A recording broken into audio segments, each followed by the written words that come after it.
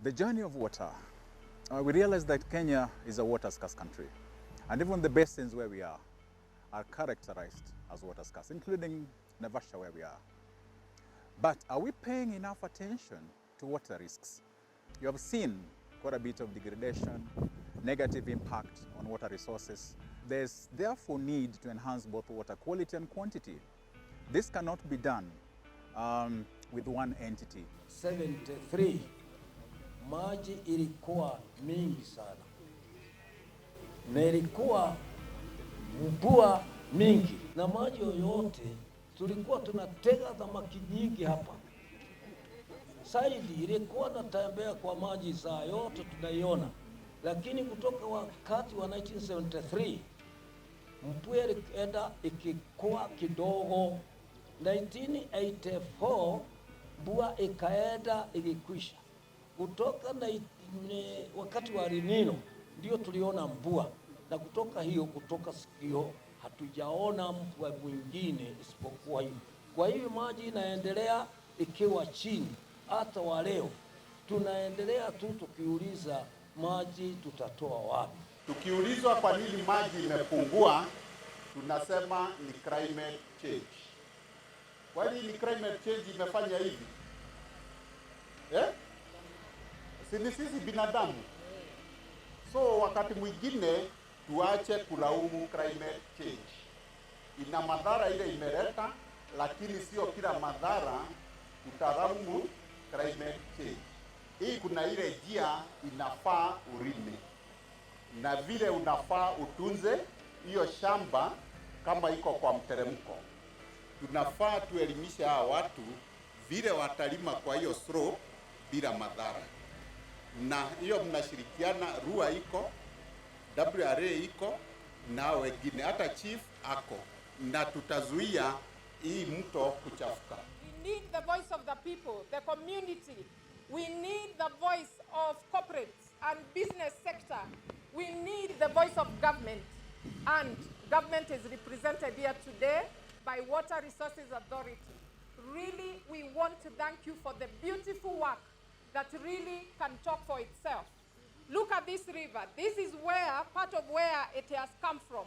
But as we go down, this is the river that has the lifeline of Lake Naivasha. 90% of the water flow from Malewa goes to Lake Naivasha, upon whose livelihoods and businesses and touristry depends on.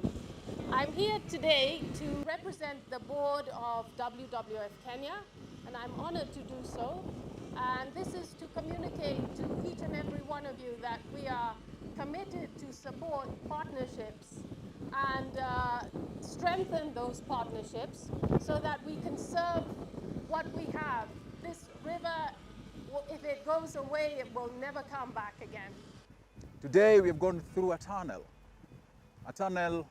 where we're transferring water, ensuring that water from the river gets to urban areas, Nakuru City for instance. We want to amplify the need not just to supply water, but the need to enhance water production. How?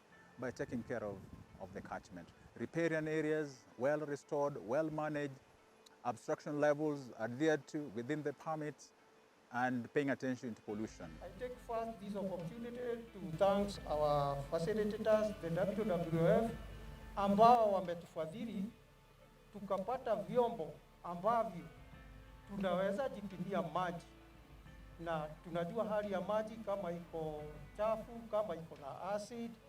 So kuna zile parameters ambazo tumefundishwa kutumia, na tutademonstrate tu kama tunaongea. Kuna parameters ambazo tunaangalia kwa maji.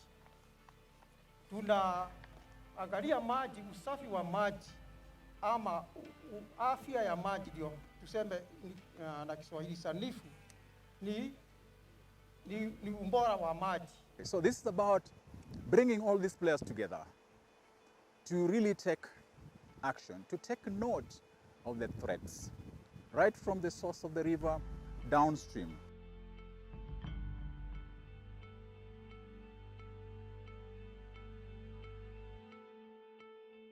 Agricultural production. What kind of land use are we practicing, particularly close to those areas that are very steep, for instance? Are we doing terracing? How much fertilizer are we using on our farms? How much pesticides are we using? How much water are we using? Are we using water at the right time in the mornings and the evenings? Climate change also are playing a role in terms of the diminishing rains, which also has an impact on the river flow and the quantity of the water in the river. And this means that it is upon us as a whole to ensure that we take action to not only restore the degraded lands or areas, more so by planting trees. This way, everyone from the upstream all the way to the downstream will have access to the water, and everybody will be happy at the end of the day. Treat the environment as a borrowed ecosystem or entity from the future. Then you will know how serious it is to take care of the environment and the water especially. We are developing dams because we don't have enough water. The little which is there, we want to store it so that it is able to take us through the hardship areas. But now, as we develop it, there are 4 principles which I normally try to tell everyone whenever I have an opportunity. That when you are dealing with water, there are 4 things which you must know. These things, they are worldwide. We call them Dublin principles. Number 1, we should know that water is scarce and vulnerable, so we need to take care of it. And as we develop it, we need to have what is called stakeholder participation, so that the interest of everyone is taken into account.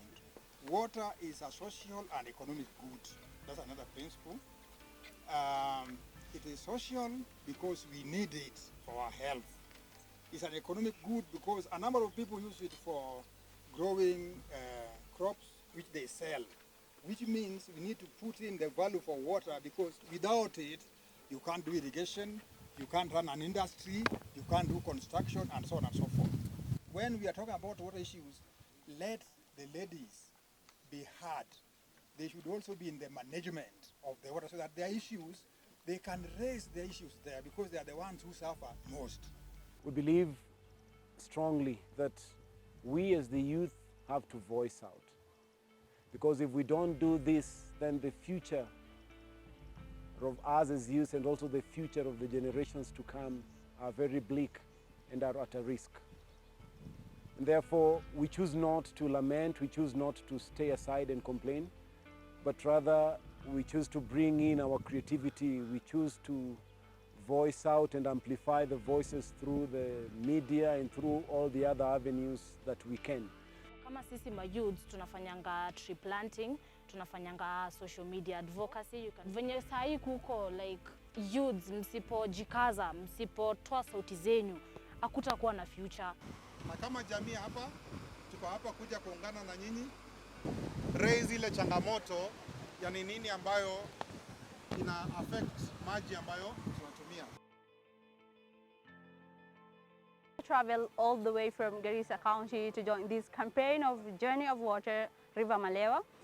Growing up in arid and semi-arid land of Kenya has taught me to understand the importance of water. And as a country, we cannot afford to lose our water bodies or our water towers.